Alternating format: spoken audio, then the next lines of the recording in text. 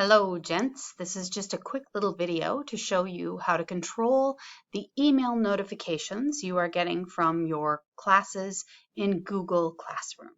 So you'll see here that I have pulled up the homepage of a student classroom account. In the upper left-hand corner are these three little bars. When you click on them, you can go to any class individually, or if you scroll down all the way to the bottom, you will see your settings gear.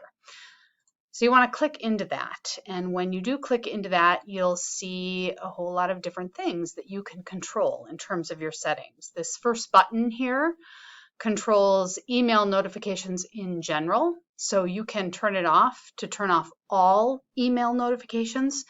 If you're someone who doesn't regularly monitor all of your Google Classroom pages, that might not be a good idea.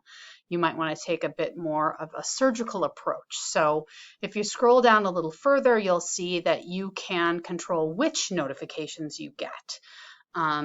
So if you don't necessarily need to be notified of work and other posts from teachers, maybe you're getting an automated email every time that a teacher posts an assignment, but you know about those because you're hearing about them in class, you can turn off that specific type of notification.